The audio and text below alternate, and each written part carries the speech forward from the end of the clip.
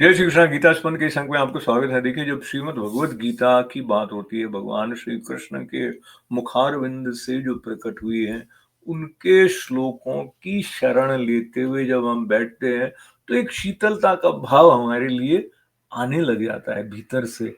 ये जो बात है उसको लेते हुए अब जो 16वां श्लोक है छठे अध्याय का, इसमें ध्यान की दृष्टि से व्यवहार में कौन कौन सी ऐसी बातें हैं जिनको हमें अपनाना चाहिए, उसके बारे में बहुत क्लियर कट यानी कि ब्लैक एंड व्हाइट जैसी बात कही है। लेकिन फिर भी उसमें खुलापन है, क्योंकि आप कितना सोते हैं?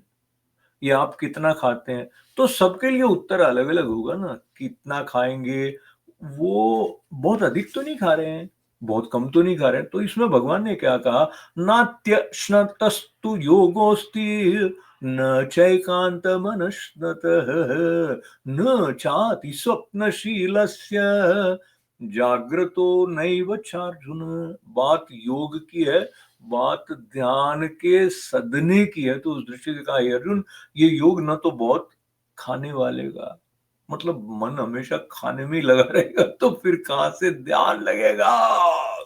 लेकिन अगर खा ही नहीं रहे कि अरे ध्यान लगाना है इसलिए खाएंगे तो नहीं, भूखे रहेंगे, तो फिर भी भूख लगती रहेगी। तो इसलिए एक संतुलित अवस्था रहनी चाहिए, सम की अवस्था रहे खाने को लेकर, ये बात कह दी।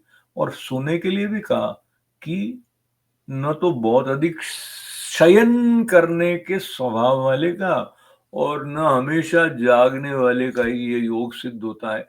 क्योंकि जब रात भर जागते रहेंगे तो सुबह वो स्फूर्ति ब्रह्म मुहूर्त में आएगी नहीं, जो कि हमारे भीतर की उस पात्रता को हमारे लिए सुलभ करा दे, जिसको लेकर हमारा तारतम्य, अनंत की जो लहरें हैं, अनंत की जो लय है, उसके साथ एक में एक करने वाला हो पाए।